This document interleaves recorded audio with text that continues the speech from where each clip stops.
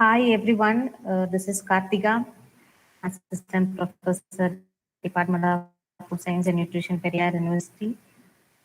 It's my pleasure to welcome everyone to this session, and I request the participants to put your mail ID on this chat box. That will be very helpful to sending the feedback form link to the respective mail IDs. And please wait for 3 to 5 days because we have to get the signature from the head of the department as well with the expert. So it's my humble request, please put your mail ID to this chat box. And please mute your mic and also the presentation thing during the session. And I welcome Dr. K. Karthikeyan, who is Assistant Professor from the Department of Food Science and Nutrition. I welcome you, sir, and other participants also from the faculty side. Sir, shall we start the session? Bhumi, shall we? Amit, sir, am I audible? Yes, ma'am. Yes, ma'am.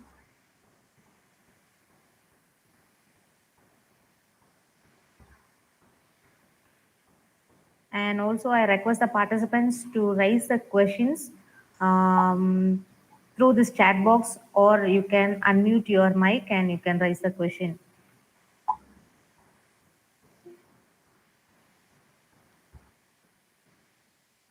During the question session, not during the um, interaction.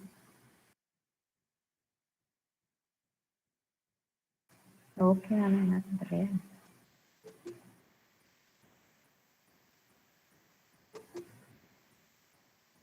Am I audible to everyone? Yes, ma'am. Yes, ma'am. Hello? Yes, ma'am. But I don't think so. Sorry. No, what happened to my mic? Are you?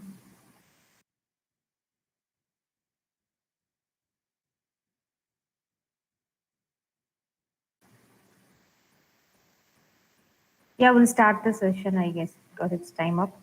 6:03. Sir, Amit sir, shall we start?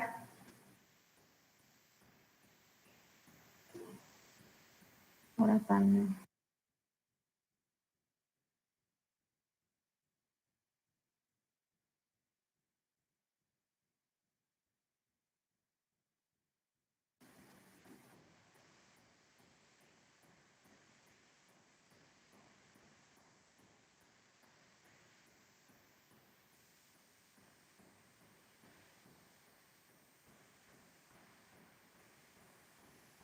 Ma'am, actually, his voice is not audible என்னப்பா here. என்னோடதா No, ma'am. Sir, voice. ஆர் voice என்னாச்சு அது தெரியல ma'am. அதனால ஃபோன்ல ஐ வரணும் thought சொல்லிட்டு ஐ ஹேவ் சம் ப்ராப்ளம் லேப்ல யூஸ் பண்ணாரு. அது வரல வாய்ஸ் வரலன்னா அது ஃபோன்ல கனெக்ட் ஆகுதுன்னு சொல்லியிருக்காங்க. பட் ட்ரையல் பார்க்கும்போது it was good no now Yes, we ma'am. Join Are yeah we sir on? Yes Yes, no? Okay. So now is it okay? Yeah now it's fine sir All right. So, uh, would you tell me where would you like me to start from? Right? So before that, like to Sir, I just call upon Bomi to deliver the welcome address, sir, then followed by Yes. your session. happy evening, everyone. Welcome to live webinar on Yeah. processed food entertainment. I'm glad to welcome our chief guest, Mr. Amit C.Vaishnav, Director of Mega Food Products Private Limited, Ambattur, Chennai. The great thing about him is that he is an inventor. He has invented liquid sucrose, which has wide application in food industry.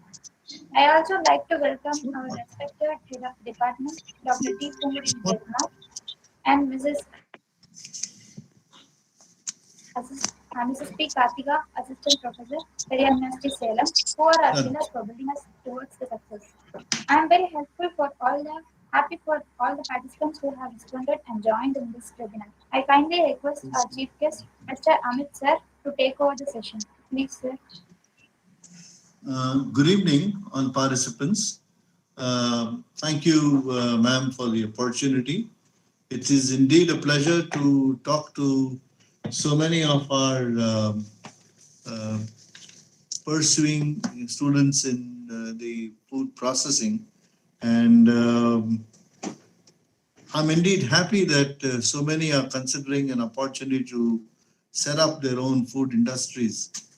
So the focus of this discussion being about the food, plant design and how to set it up and those kind of things. So we will start from the beginning. Okay, so the beginning is when you say that you want to set up a food plant, it obviously deals with the food itself. So the moment you talk about the food, you talk in terms about what the product is, what are its attributes. Attributes of a product are generally organoleptic, they are physical chemistry related or microbiology related. It could be packaging related, it could be appearance, it could be aroma, it could be, you know, um, yes, we have Bhumi putting in the yes, so you could put that in, no problem. The first slide is yes, go on. That's just yeah. You could yeah. So you see that the food product basically has to do with the aroma, the appearance, texture, size, color, taste, packaging, storage, safety. Now all this to do with the designing of the food itself before you get into the food plant design. For example, if you want to make a particular samosa, you need to know what is the aroma it should have when it is hot. You need to know the size, whether it is triangular, whether it is going not to be triangular, if it is some other shape, or whatever. Is it a hard shell or is it a soft one? Is the masala inside going to be dry? Is it not going to be dry? So the texture, what is it? You want it spicy, you want it non-spicy, you want it with wet masala in it. So is it going to be yellowish color masala inside, or is it going to be dry, red? So various kinds of questions need to get into a simple thing like even a samosa. It could be even simpler. It could be an idli, or it could be, a variety rice that you could cook, or it could be um, a bun, or it could be a jam, or it could be a sauce. The idea is that you look at your product and optimize the food taste that you're looking at. Now, having done so, the exercise is just the first point. Just as every drop makes an ocean, right? Similarly, you're not the only product in the market. So when you want to take a product to the market, so you are going to put yourself against competition, and you will analyze that if my product is like this and competitors products are 1 2 3 4 5 6, so many competitor products are there, and that's their attributes, then you will put against them like a sheet, a SWOT analysis kind of a thing, as to why am I better than them. Now, unless you have an answer of why you are better, right, then that product will not do well. So first you start off with designing the product per se, and then you make your product which is going to be better than others, not just because it's made by you. It's because you have tried to put it on attributes which are measurable by others too. It's like you have the list. Could be aroma, appearance, texture, etc., etc. So you put it down on critical parameters, and then you need to have the answer as to why your product.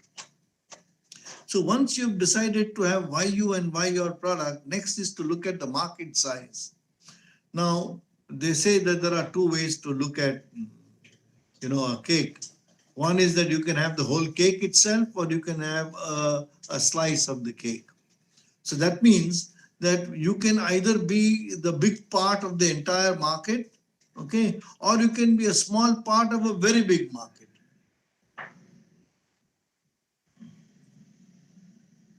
Am I think it's okay. I've got some other presentation in.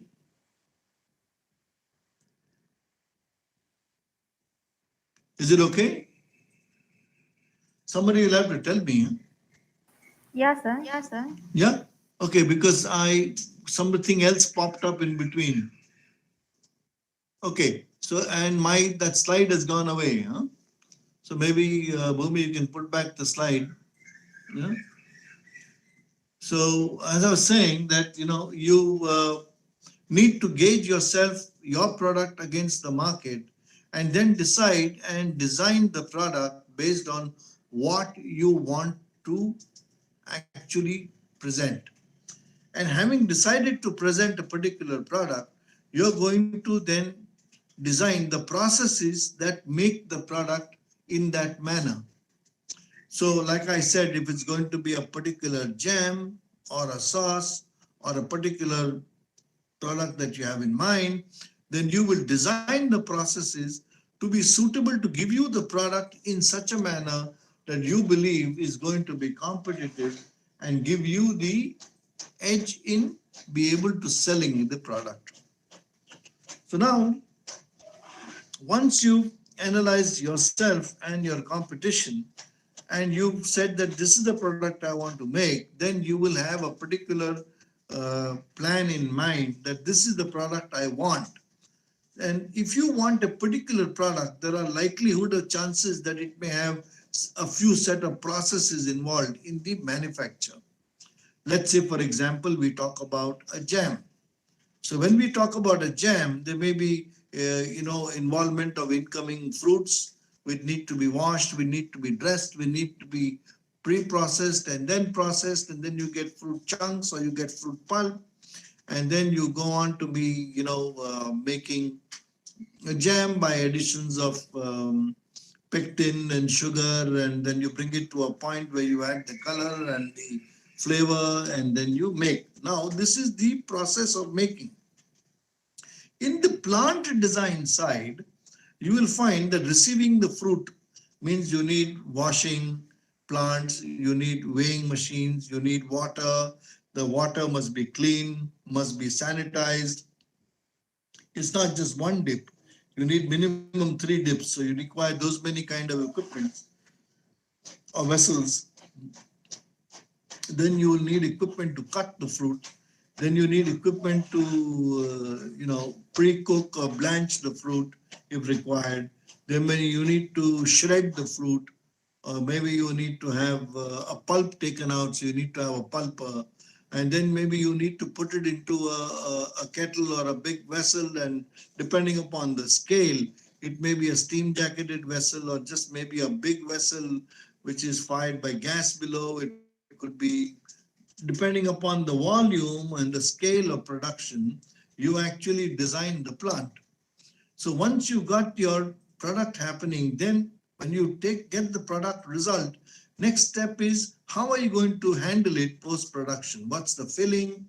What's the bottling, the capping, the post-production cooling or processing, and how are you going to label it? How are you going to do secondary packaging, the labeling, the cartoning and storage, dispatch? Is it going to be ambient storage? Is it going to be cold store? So these are the things that are required to be handled on the plant design side. So once you got the product done, you will detail out the entire plant design. So once you got the product design and the plant design in place, then the next thing that you're going to do is look at, I think the slides may be going a bit too fast because I don't have the movement on that. But essentially, once you got all your processes in place and you got your plant design in place, then you will have to apply the processes of the concepts of HACCP. in both the product process and the plant process. So then you detail out every step by step in the product process as well as the plant process. And then for every step, you need to answer whether there is a physical hazard, a chemical hazard, a biological hazard, and you will have to determine the critical control points. So I'm sure all of you are familiar with the hazard analysis. So we will not dwell further into that detail at this moment. But if anybody has a question on hazard, uh, I would request that you would go back to your college or your books and revise and your knowledge on hazard, because it becomes the controlling factor of any food facility. While HACCP did come into existence in the late 90s to augment the ISO 9001 into the systems of quality, and then was devolved, both these devolved into the ISO 22000, okay, which was a combination of these two standards. But having said so, the operating principles of the factory, the plant that you have, is not just theory, it is practically what you do are known as the prerequisite practices, the PRPs. Now, there are 8 major sects of PRPs that are there in a food processing plant, which you need to actually cover. And the first one, of course, is being primary production, which we can go to the PRP slide. There would be a PRP slide down. There in design, quality, next is PRPs, right? So here you have this PRP slide which talks about, it's not just my saying or your saying, okay, there is a principles of food hygiene is a standard from the Codex Alimentarius, and the standard number is CAC RCP 1/1969. So it was not yesterday, it was revised in 2003. So, but this has been in existence for so many years, and this forms the fundamental principles of your plant design. When you say that there's the primary production.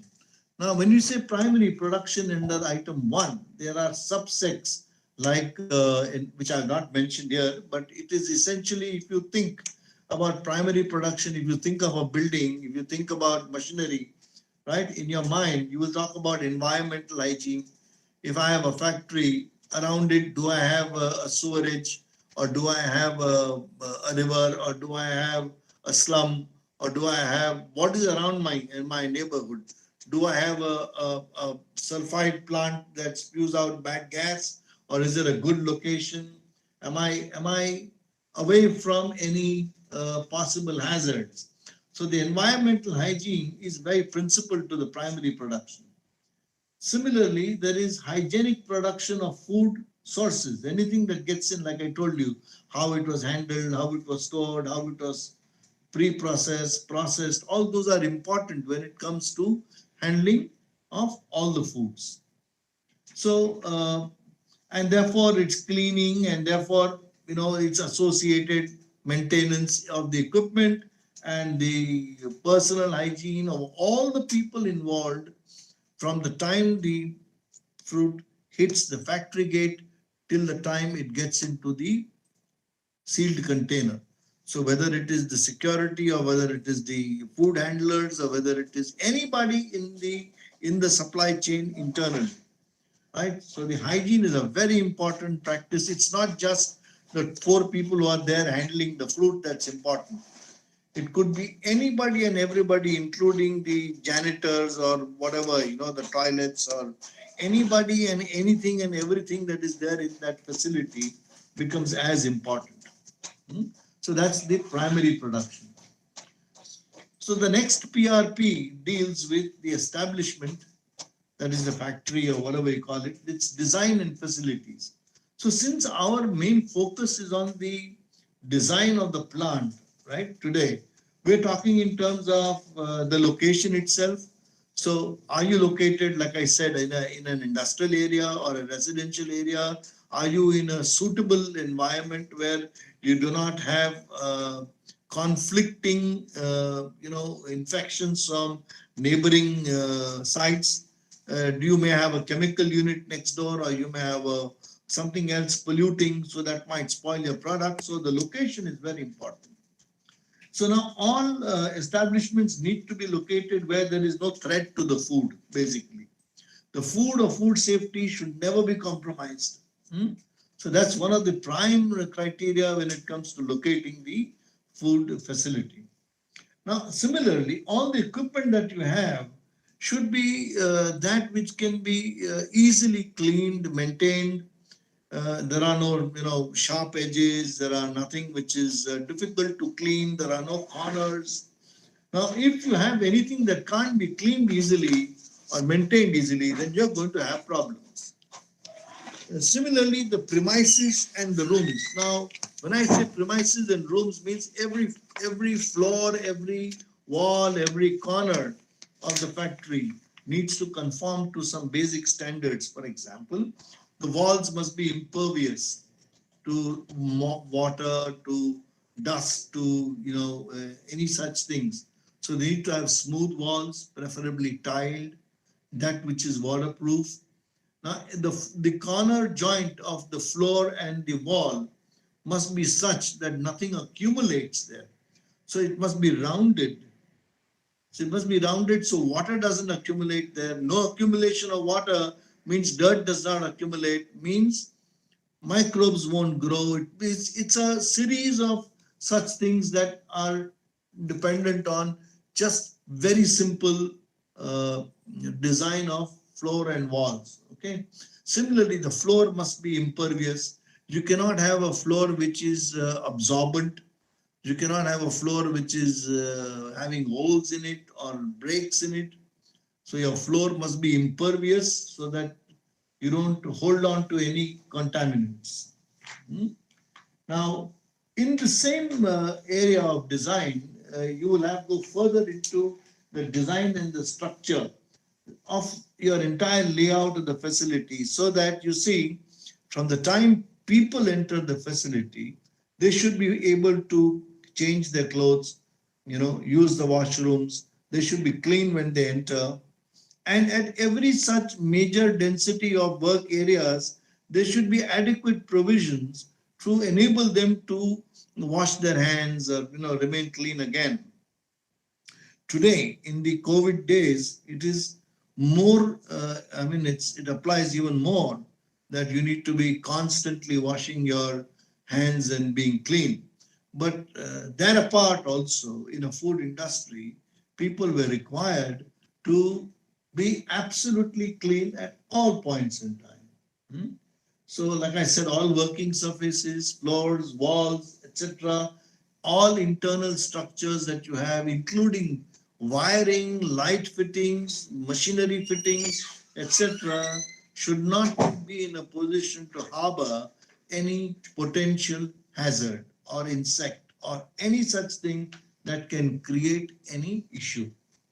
Similarly, when you talk about equipment, you have motors, right? So the motors need to have additional covers on them so that nothing gets into them or nothing comes out. Okay, both ways. So if there are screws or hinges on any equipment, there are certain cardinal rules that most of the screws are reverse engineered. So that means normally you push them in by rotating clockwise. Here you would try to have them having anti-clockwise, so that when somebody tries to tighten it, actually loosens it, and somebody tries to loosen it, you will tighten it.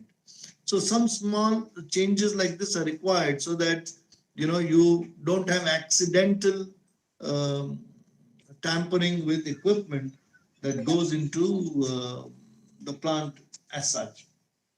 So having talked about buildings and equipment, we talk about food control and monitoring equipment. Now, food control and monitoring equipment on maybe weighing scales, maybe titrating apparatuses, it may be refrigerating devices, could be visi coolers, could be heaters, could be ovens, could be all such devices which are handling the food. And these need to be also immaculately clean and be cleanable. So it's not that you have to stop work and clean. It should be cleanable while work goes on. That's the important part of the design per se. Now you have the containers for waste and the containers for inedible substances. So we find that we need to look at we are yet within the same slide of the PRPs, because this is the most important aspect of the plant design. So how you handle waste, whether it is food waste, non-food waste, whether it is solid, liquid, whatever it is, could be air, could be fumes. So how you handle that waste is an important part of the concept of the plant design. Now, you automatically have to look at water handling, both good clean water, drainage, wastewater disposals. You're going to have cleaning. How are you going to clean?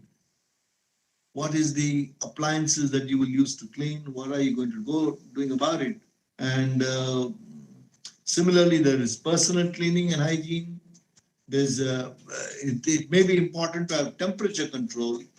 It may be important to have air control. For example, if you are in a unit that requires clean air, it's like a pharma unit, you are making a highly safe product, let's say for babies, then you would have to have a room which is absolutely sterile. So the air quality and ventilation there would be very important. Now, what's also important in any work area is the lighting. So there must be a minimum sense of the lumens is a measure of light which has to be there in any work area. Now, lumens can be measured with the lumen meter, but it's in common sense thinking, should be adequate light so that nothing can hide. So mostly it's what do you hide? Hide is the dust, the dirt, the droppings that are there. If the light is not bright enough, then that will hide. So it should be so bright that nothing can be hidden, and there should be no unnecessary shadows or something in an area, or unnecessary corners behind which something can get stuck. One of the principles of a work area design is that you leave an 18-inch perimeter right around the factory or the rooms, and preferably, because as it is, the corners around it, like I told you earlier, but you paint this 18-inch perimeter with a no entry area, or like a yellow color code or something. Now, the reason is that you have to keep everything away from the walls. Now, when you keep everything away from the wall, automatically creatures that crawl around the wall, could be spiders, could be lizards, etc. At least they can't get into your product. Other thing is, most people don't tell, but rodents, rats, they have a habit of walking along the corner. They don't walk generally in the center of a room. So if there is an obstruction or an equipment or a table or something which is there along the corner of the room, then the rat will find its way into that container. But if the equipment is away from the wall, then the rats can't get in. Right? So it's very important to have that particular area also looked at. So now when you look at that, then the next particular important thing is the control of operation. So we got the establishment, design and facilities done. Next is the control of operation. So when you are designing a particular plant, you need to look at how are you going to control it? Is it going to be automatic per se? Can you sit in a room, remote control, and decide what's happening? It's not impossible. Let me tell you, it's distinctively possible. There are many plants all over the world which are almost automatic. Like I tell you, there's a major brand of an aerated beverage which has got multiple plants all over the world. And their central headquarters office in America gets a live feed on each line, production line, they get a live feed 24/7. Now, the quality manager on the plant, let us say at Chennai, hmm, or in your town, wherever you are, okay, he's making something and something goes wrong. So there is that red emergency button which he can press. He can press that to stop the line. Okay, he's authorized to stop. Okay, but he's not authorized to start. So for restarting, there's a number of data to be fed, and it is triggered restart only from their designated work center, maybe in the US or somewhere else. Only that person can restart the plant. So control of food hazards or such operations are very, very critical in the design of the plant per se. That means when you are estimating that there is a hazard, everybody should have the freedom to stop. Okay. But for restarting, you need to have a system of analyzing whether the hazard has been removed. Could be a simple thing.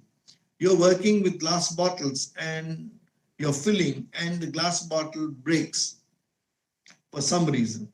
So immediately you stop the work and you find out where the fragments of that glass bottle are. And then if it's going to be in a product, then all that product must be isolated and disposed. If it's going to be on the floor, then it's got to be cleaned properly and inspected before the work can start. If somebody has got cut, then that person must be taken away from the spot and treated medically, because any cut or bruise is not acceptable in the factory area. So like that, depending upon the hazard that has occurred, the effective control is applied, verified before the plant restarts. So similarly, this was just one hazard I talked about. Simple things that even on the hygiene control systems could be temperature, could be a particular process step. Let's say in a dairy, you need to have pasteurizing occurring for on the product for a particular temperature for B particular amount of time.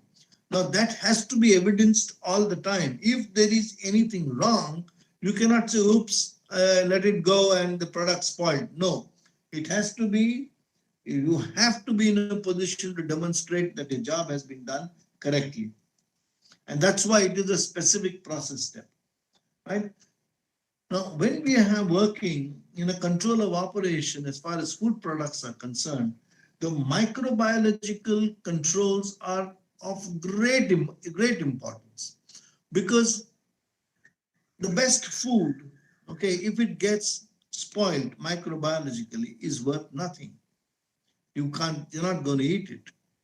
So you need to ensure that your foods are safe right until it reaches the consumer, including not just microbiological, including cross-contamination. So cross-contamination can occur if a particular product is not packaged properly, if it is not stored properly, if it is not transported properly. Let's say that you have got a frozen product, okay? So I've got a frozen, let's say, burger, and it's packed in a particular thing. It's a frozen veg burger. And then I put it into the same freezer, which has got fish in it. So the smell of the fish gets into the burger. Now, when somebody takes the burger, he's not going to eat it because that's not what he wants, right? So cross-contamination may even be an aroma, which is also not acceptable. It's not just microbial or something of that sort, okay? But those are very important to look at. Then comes the physical and chemical contaminations. You need to be very careful about that in the plant design. So if there is anything that is a possible contaminant, it should be located far away from the process area. Generally, things like, things to clean for hygiene materials are generally kept far away from the process area, and they are under lock and key to ensure that contamination doesn't occur. So similarly, incoming raw materials and packaging materials need to be checked as against a particular specification.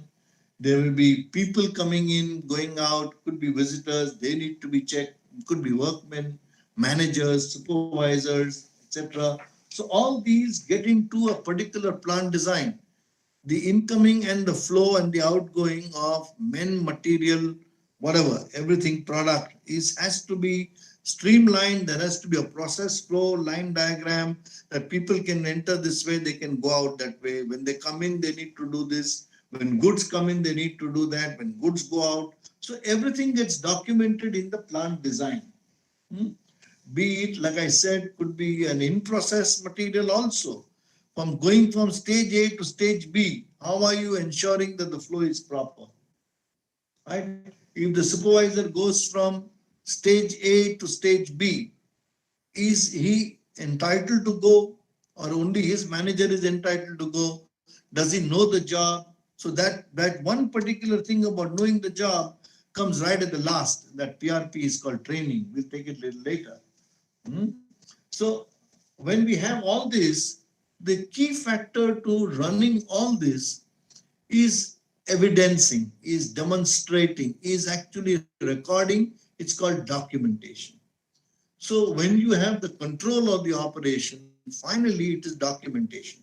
Documentation may be on paper, it may be online, it may be machines having sensors, it could be multiple different ways of documentation.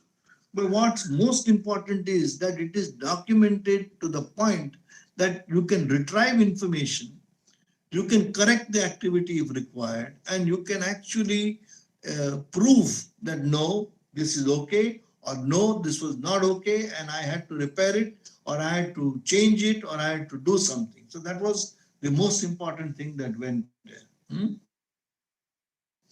And how do you know that anything is effective or credible?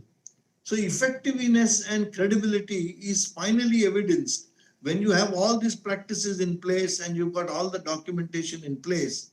The effectivity and its credibility is determined by the recall. So if I can have a product recall, may even be a mock recall, could be a recall. If I can say that I can recall my data on a particular production 5 months from now on a particular batch, and to evidence that it was okay as against a customer complaint. The question here is how fast you are able to recall with credible data. If I have credible data along with samples, and if I'm able to prove a complaint wrong, then there is a good chance that I may not fail in the market. So all these we did, okay, processes and all that we did, because what we wanted to do is put out a scenario which was dealing with credible products. So credible products give you that particular a notch in the market which is higher than competition. So why do I buy something which is better? It may not be the international brand, but it's better because of some reason, some credibility factor that has touched you. Okay, so we need to work on that credibility factor. So this tracing and tracking and recall are a merged activity that goes on. When you do all this, there are chances that you might have products which don't conform to the design parameters, right? Or you may have equipment which is not conforming to the required standard. In such case, you should have operating practices in place to withhold such equipment or products and to dispose them off, and to get proper things in place which are actually functional. Right? Now, to get proper things in place and to know whether it is okay or not is the next particular PRP, which is establishment, maintenance, and sanitation. Now, in the plant design per se, okay, be it, blending, kneading, cooking, could be filling, packing, whether you're making jams or making sausage, or could be handling fruits, could be handling anything. There's such a lot of machines involved everywhere. So there are motors, there are gears, there are screws, there are so many things involved. So maintenance is very important, that nothing is found missing and every machine is working to its complete and proper aspect. Hmm? So obviously it would mean that there has to be regular cleaning, regular maintenance. There's preventive maintenance and there is breakdown maintenance. There is programs will have to be on depending upon the size of your unit that you plan. You might say that, all right, I will have this cleaning done once a week. I might have a deep cleaning done once a month. So deep cleaning means when you do it with some more effort and rigor and some more maybe chemicals to clean, etc., which require that deep cleaning be done. Hmm?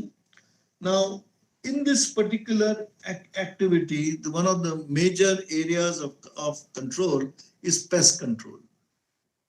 Now, in a plant, okay, you may have lots of control that you may have taken on the product and the machinery, but you need to be present on the fact that you got control over pests. Pests could be flying insects, could be mosquitoes, could be crawling insects, it could be rodents, it could be, could be cats, could be dogs, could be lizards, could be anything. So pest control, anything that is not desirable and living is a pest. Okay. So you need to be able to ensure that that pest is eradicated. So one of the things I told you in the building design, where the corner of the floor and the wall is rounded, is to ensure that no dust settles in and therefore no microbes can grow in that on the corner. Right? Plus, it becomes very difficult for the rat to go walking on a curve. Okay. So when he goes walking on a curve, then we put a rat, a bait, a sort of glue board or something. So when he's walking with discomfort, the guy goes and puts his foot onto the rat glue board and therefore he gets caught. Hmm? So that's pest control. You may have these pestofly machines which are electrocuting kind, which take in flies and insects and mosquitoes. You might have to spray some chemicals which are, for killing flies and mosquitoes. But by and large, you must ensure that you don't spray inside the factory and particularly on food articles or on food equipment. Now, how do you control it? So controlling has got to be done when you spray outside up to 50 meters from your facility. So you have to keep your outside clear. If your outside is clear, then inside will become clean over a period of time. So nothing comes in, therefore nothing breeds inside. Similarly, rodents, you'll find that you need to put a glue board inside, but you might put a rat bait outside. So rat baits, particularly of the modern age, there are these, these tablets kind of things which they eat.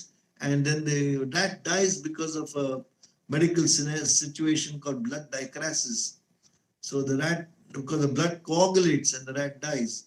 Now, when that happens, it sends out a biological signal in the area and the vicinity of up to 4 kilometers from that area. And over a period of time, the rodents, families in that area get the signal not to go in your direction. So they don't come to your direction, and over a period of 2-3 years, you'll find that your facility becomes rat free. It doesn't happen overnight. It takes a period of time because it's to do with biological signals going out into the open. So we talked about how you could prevent harboring infestations, how you could prevent flies and mosquitoes and rodents, right? And the eradication of these kind of issues. Waste management is very important when it comes into removal of all kind of waste and storage and cleaning, whether it is food waste or non-food waste, right? And then comes the next particular PRP, which is establishment based on personal hygiene. Now, personal hygiene starts with what is the health? Are we documenting the health of the people involved?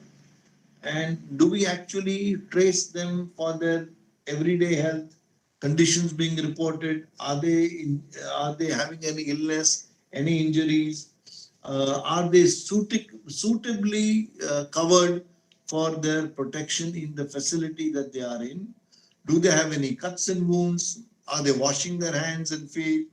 Are they wearing their mouth mask, headgear? Right?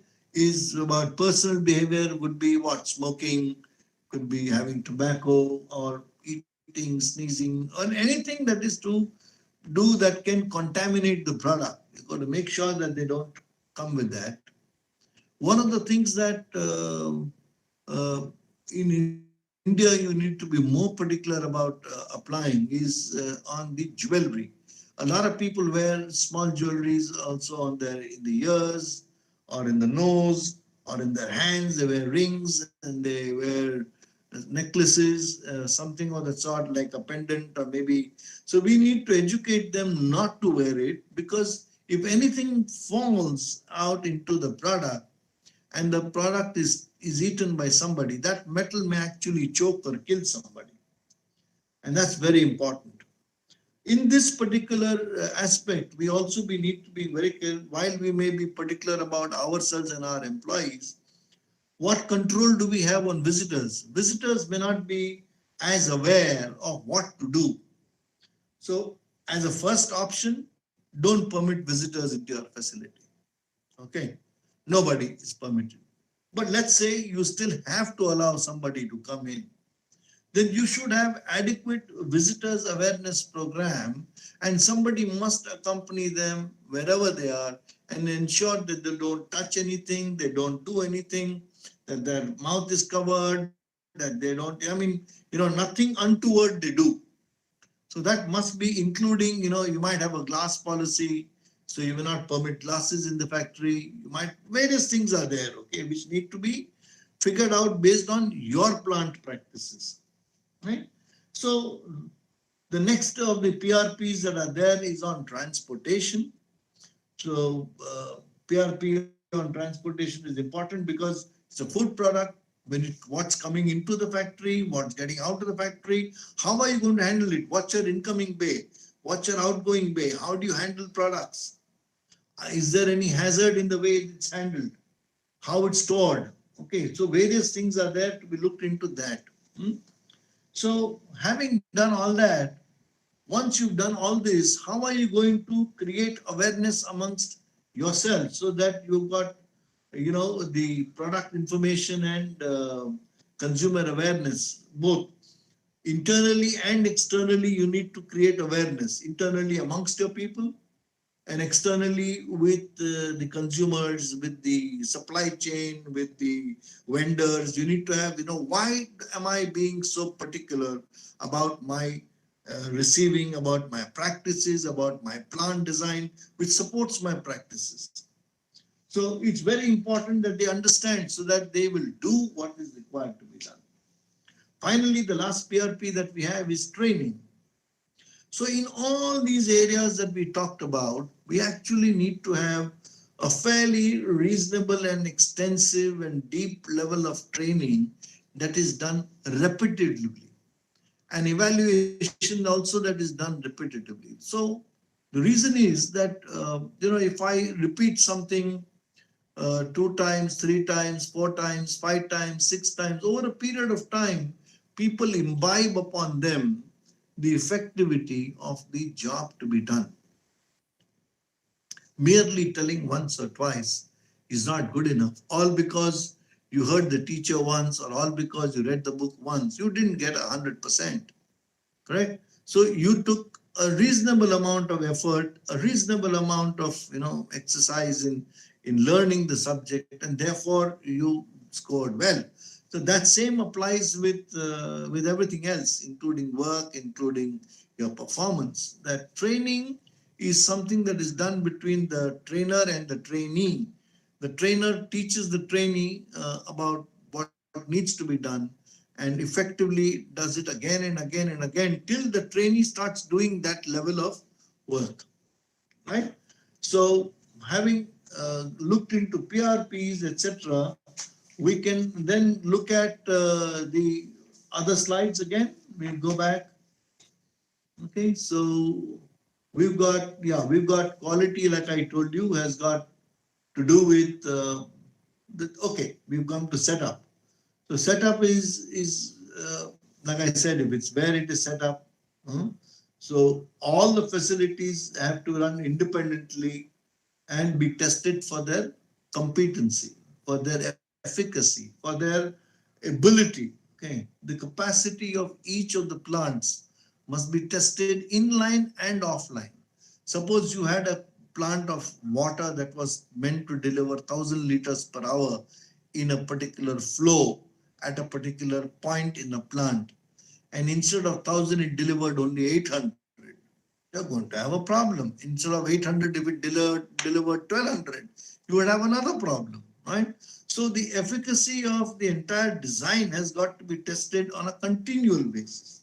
And it could be a simple matter, but it must be checked and controlled in your setup.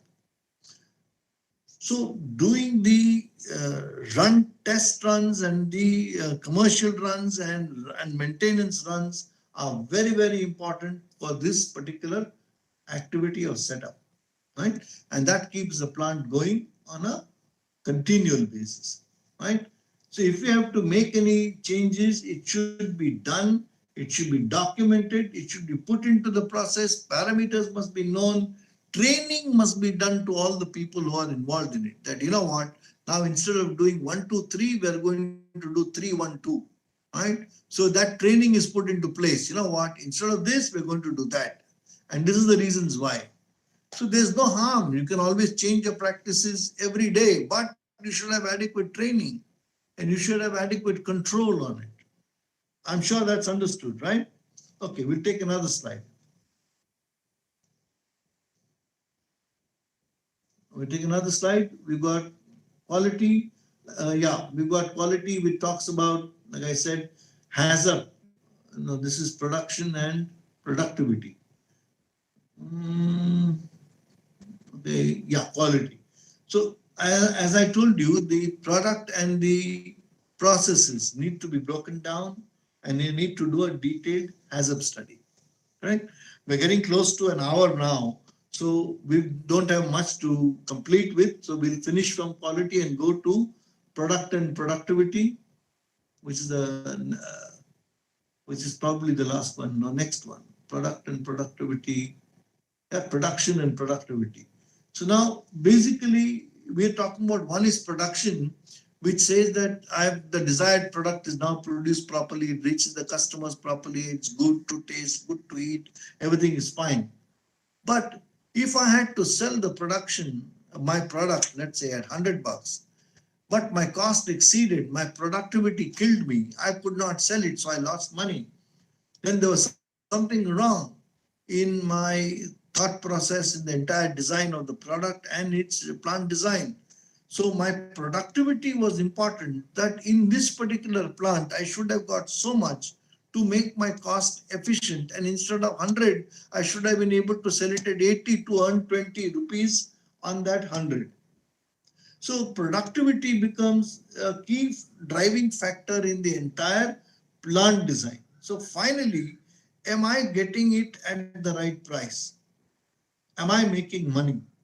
So let's not fool anyone.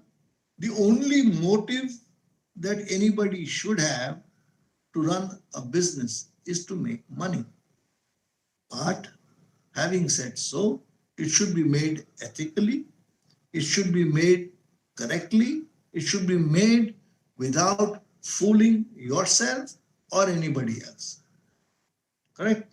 So I think it's almost an hour, and I must thank ma'am to, for the opportunity to take these few thoughts ahead, and I'm open to any amount of questions and answers.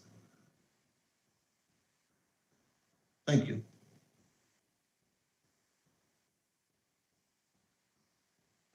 Thank you, sir. Thank you Sir, so thank you much. so much. Thanks for your Thanks for wonderful your wonderful session. session. And I And request I the request the participants to raise the participants. questions. Uh, They uh, have raised the question in the chat box even. I'm having an acute loss of volume here right now. So what I'll do is that I'll just sign out and sign back in. Huh? Yeah, Just a yeah. minute.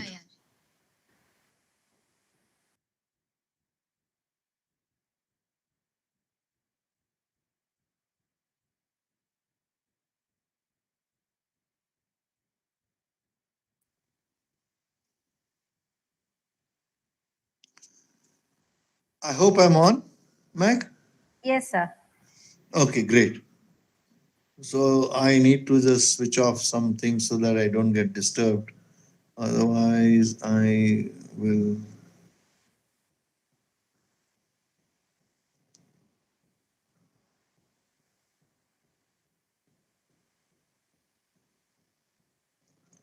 Yes. So I'm on. Please do let me know what are the next questions. If anybody has, I'd be happy to take them. So there is a question. Sorry. What is the procedure to apply for SIDCO and what are all the benefits of SIDCO industrial estates?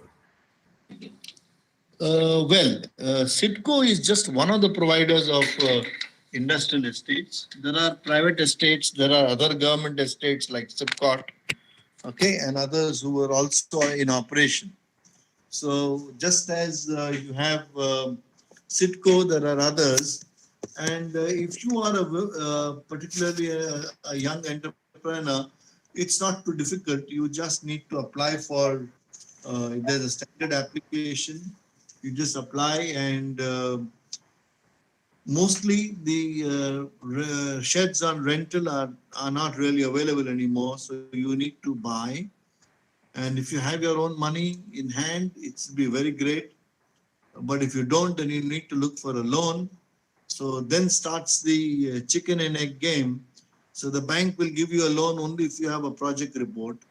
So project report means all that I told you, okay, right from beginning to now, you will actually need to document it, including your go-to-market plan, what will be your sale, what will be your cash flows, what will be the way you will repay the loans, then what's your margin money, how much money you're bringing in, and therefore you will have a particular project report which will get approved by a bank. So when that approved project report is in hand, then only Sitco will consider your application and give you a plot. Okay. Yes, what is the minimum cost required to implement HACCP? See, HACCP is a process in the mind. Okay. So the cost of the mind is your time. So if you have drawn out a process flow and stated out for yourself at every step what is the physical, chemical, and microbiological hazard and how you are going to prevent it. By itself, HACCP has no cost. But to prevent it, if you are going to have additional equipment, additional people, additional whatever, right, then that is a cost that is required to implement the HACCP. Per se, HACCP is a principle. Okay, principles don't come with cost. It's like Newton's law has no cost. Correct? Am I right or wrong? Yes, Correct, no? So HACCP, its application may have cost, but HACCP itself has no cost.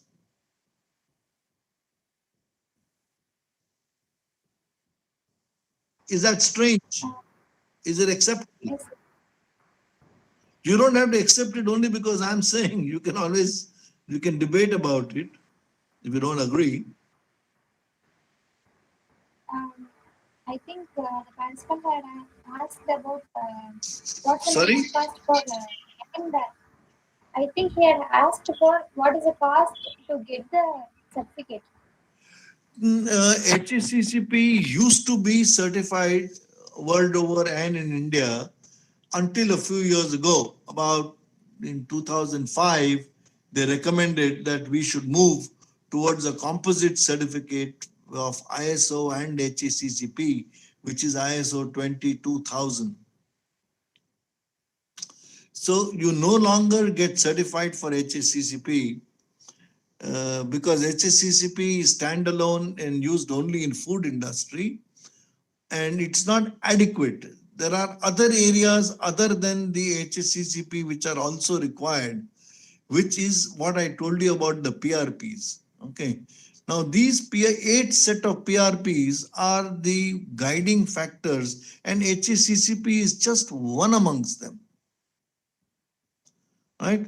So if there are 8 pillars in your foundation and if you have only one, you're still not good enough. You need to have all 8 in place if you want to have a food factory. Doesn't matter how small it is. It could be a room which is just 10 by 10. But your principles must be correct and in place.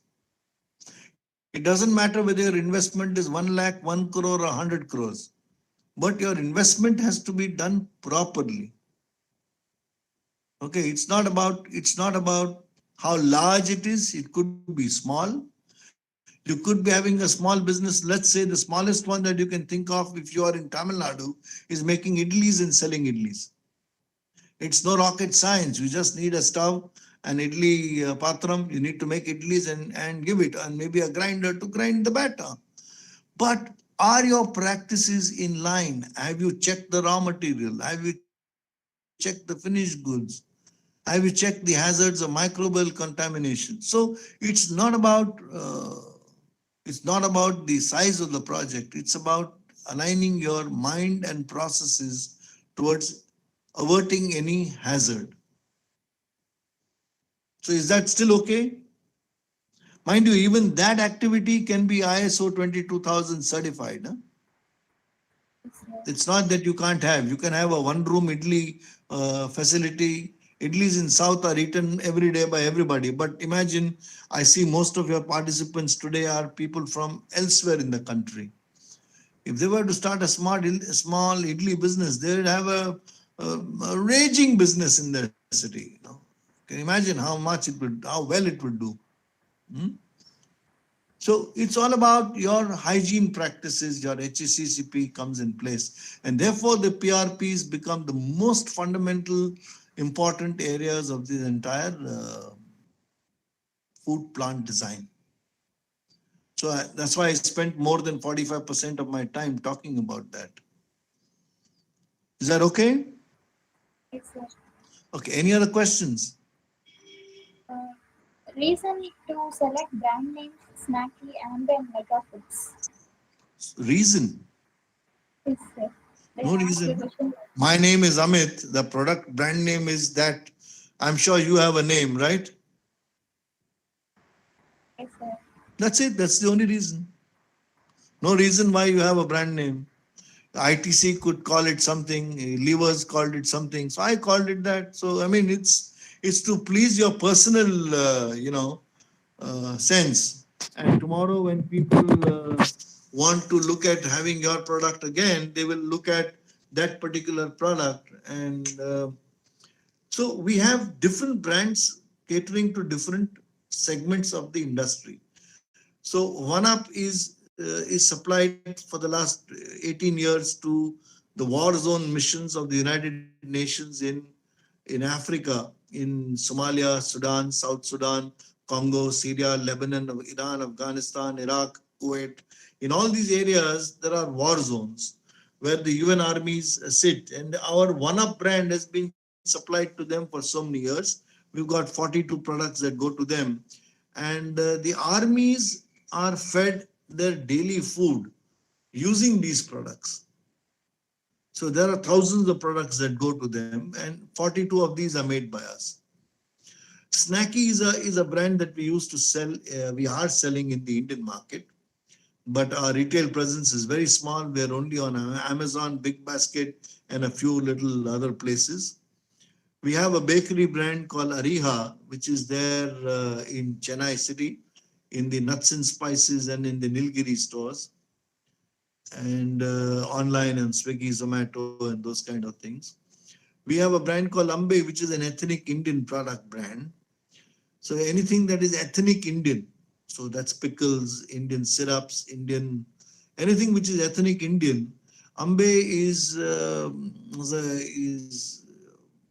is the name of a goddess, Amba Mata. Okay, so we were fortunate to get it registered at some years ago, but it's very ethnic Indian. Okay, any other Yes, sir. questions? Yes, sir. How much potentiality 3D footprinting technology has in India? What technology? 3D footprinting technology. See, 3D food printing itself is new worldwide, and it has a potential in all urban areas where people are willing to pay a price. Now, we are such a large economy, and most of us are not so rich. And 84% of India stays in the rural space, and close to about 64% of India is harboring on poverty level. So, given that scenario, if we are to think about putting up a food industry, I would rather want to create something which feeds the masses, and I might have a small portion of the big cake. I might just have a drop in the ocean rather than have the whole glass of water by myself and be the only player. Suppose if I had a 3D printing cake in Chennai city, it may be fantastic. But who will pay me 5,000 bucks for that cake?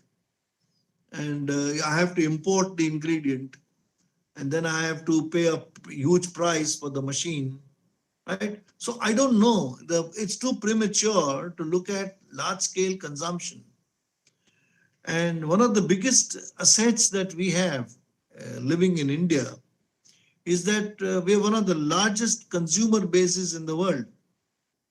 When the world went into recession in the last 8-10 years, India did not see recession because we had too many mouths to feed. So what was our weakness actually came out as a saving grace. We were able to save ourselves from something which we like. We look at economies in COVID-19. Today's newspaper talks about large economies being down 15, 18, 37%, and India is down by 2.7%. So large economies worldwide are down by 30% and we are down by 2. It's only because we got too many people. If we just manage to feed our population 2 meals a day, we've got an economy that is thriving, that is gung-ho. So we've got a huge potential in food. I know in COVID-19 days, it defied and it put down the age-old definition of green businesses. People used to say that roti, kapda, and makan will never die. But building industry has stopped. The garment industry has stopped. The restauranting industry has stopped. The catering industry has stopped. However, grocery business is still on. People still need to eat food, right? So because they don't have an income, government is giving them money. The poor gets money from the government directly. They get rice, they get dal, they get other things so that they will manage until they come out of crisis. So if at all you have to think in terms of a product, you must think in terms of a product which is good for masses. Doesn't matter if it's a Me Too product. Doesn't matter if there are 100 like you already making. Find yourself a market. I can tell you one thing as a as a as a rule, okay? That if there is a large brand in your area in a particular product segment, within 20 kilometers from the center of your town, that brand will not be present. So if you go to an area which is 50 kilometers around your town, and if you distribute your product, you'll do very well. You'll do excellent. You might have a turnover of a few crores every month. And you're not worried about sending it to Japan or China or anywhere, just in your area. And you'll just do very well. Doesn't matter what the product is. What's important is a good quality product. There should be a need for the product, right? It doesn't matter if there's competition. It should be a good quality product. There's a need. And the most important of all to succeed in business is the ability to have predictable delivery system. That means the consumer must know for sure that, you know what, this is going to come. It's an everyday event. It's going to come. I may have the largest factory, but if I can't deliver products every day to my market, then it's useless. So predictability in delivery or consumption by the consumer is most important. Okay. It may not be the best product, but it should be available. Am I okay with that? Yes, sir. You're okay with that? Yes, sir. Yes, sir. Okay. What are the other questions? How will you market your new products in market? Am I right? That's Bhumi? Yes, sir. Bhumi, are there no other questions from anybody else? Or they're all Sir, being sent to you? yes, sir. It's in the chat box. I'm just reading out to you. Okay, I would request you to, in that case, also take the name of the person who's asking, Yes, sir. Sure. so that they know and everybody else also knows, Yes, sir. A question from Mahesh Malati. Hmm. How will you market your new products in market? Like I told you, first is that it should be acceptable quality, it should be at an acceptable price, and it should be available. You don't need to advertise, you don't need to promote, it should be predictable. That means the shopkeeper or the customer must know that, you know what, this is always available. Whenever I ask, I should get it. If they know that it's coming, it will create a market for itself. So predictability is most important, of course, notwithstanding quality and price. But like I said, you don't need to be the best product in the world. It should be good. It may not be as good as what your mother makes. Okay. But it should be yet good. It may not be the best. It may not be the most expensive. In fact, I would prefer if it's priced at benchmark price or at slightly lower than that. Say if there is a leader's product is priced at 100, we should price at 95. But if you price at 110, it's a little, pushing the customer. Why am I paying a premium? A lot of people sell organic products at a higher price, whereas organic products, actually farms give 2 times the output as a normal farm. So in that case, it should be at half the price, no? But people don't sell it at half the price. So even if they sell it at the same price, they would still get double the turnover. But then greed is what human beings are all about. Correct? Yes, sir. Correct or no? Yes, sir. Yeah. Next question. Next question is from Ganchi Aler. What will be future of COVID-19? COVID-19 is here to stay. You need to figure out what your future is. So COVID-19 is now 20, and next year it will be 21, and after that it will be 22, and 50 years from now it will be 55. Okay, whatever, it will be 75 COVID. Okay, it's here to stay. And like COVID virus is there, in World War I time there was the influenza virus. So it's a virus, it will mutate, it will stay.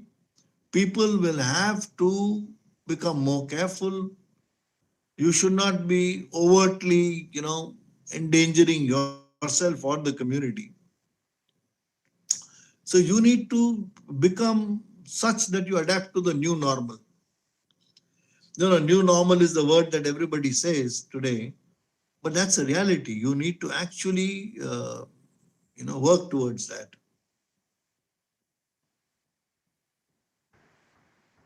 Okay?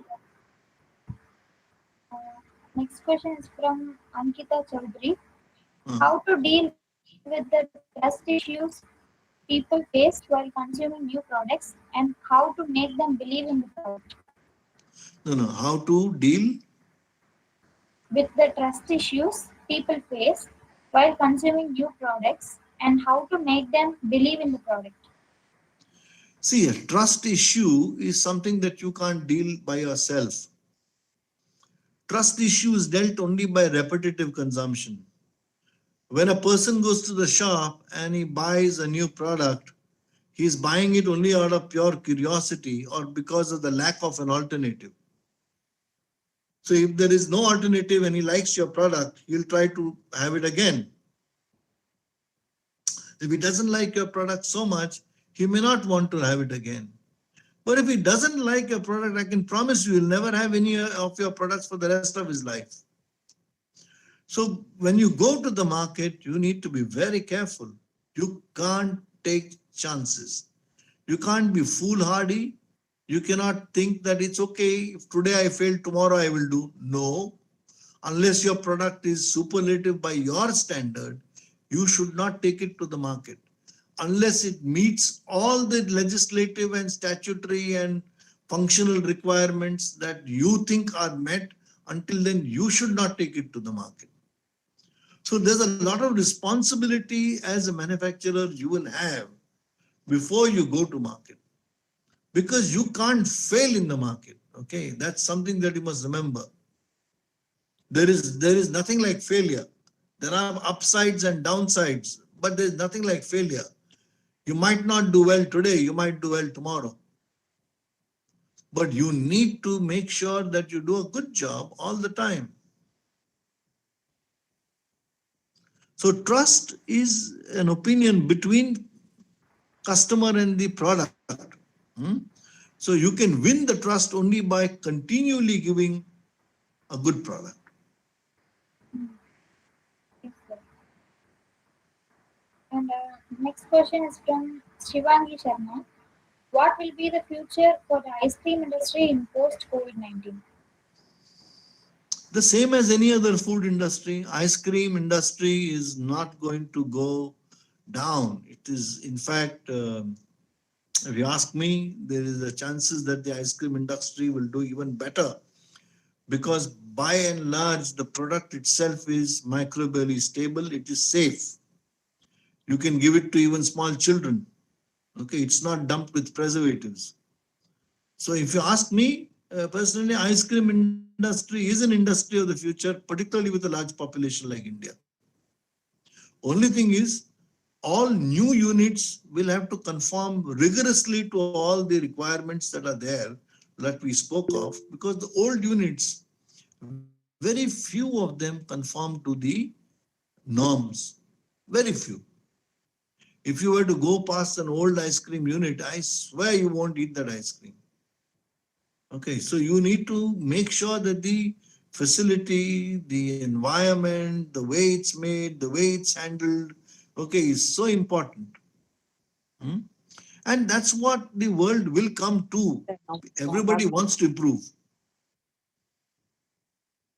Yes, tell me. Yes, sir. Yeah, And tell the me. I next thought question, somebody said something. yes, sir.